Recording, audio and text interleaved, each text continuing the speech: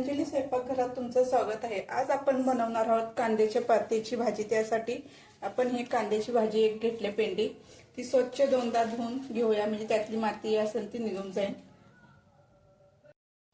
अशी स्वच्छ धुवून घ्यायची दोनदा।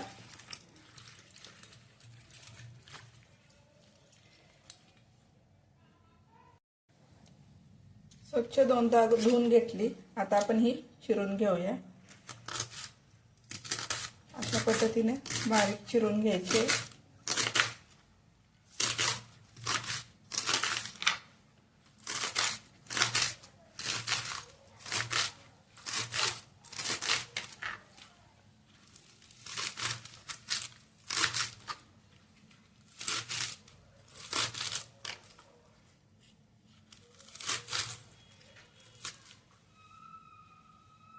अशा पद्धतीने मी सर्व भाजी बारीक चिरून घेतले।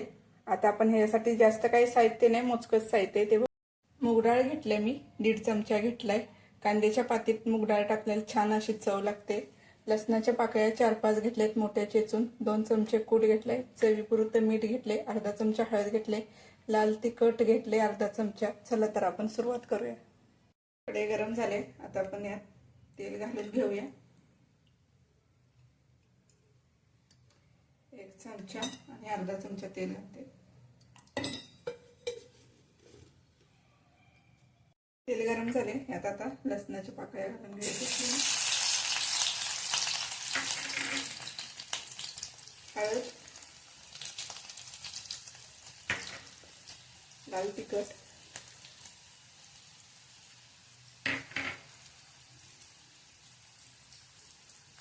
कांद्याची पात,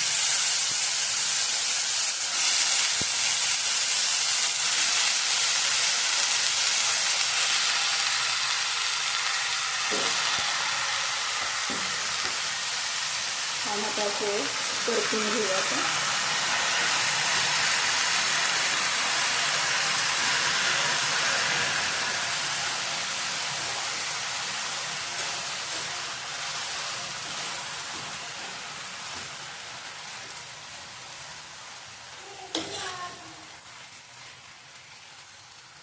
आता ह्यात आपण चांगली परतून घेतली आहे। आता मुगाची डाळ घेतलेली ती आपण घालून घेऊया। चांगली मिक्स करून घ्यायची।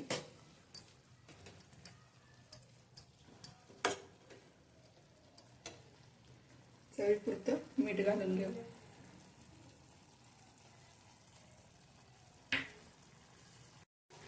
आता भाजी आपण हलवून अर्ध कच्ची शिजून द्यायची मीडियम गॅसवरती। मग शेंगदाण्याचे कूट टाकायचे।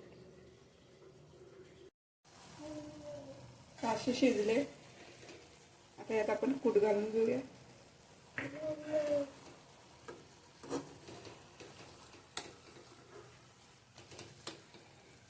सारखं हलवून 5 मिनिटं आपण आता झाकण ठेवून द्यायचं। 5 मिनिटं झाले, भाजी शिजले छान। ज्वारीच्या भाकरीवर किंवा चपाती बरोबर पण छान लागते। आता आपण एका प्लेटमध्ये काढून घेऊ। कांद्याच्या पातीची भाजी आपली तयार आहे। लाईक करा, शेअर करा, सबस्क्राईब करा।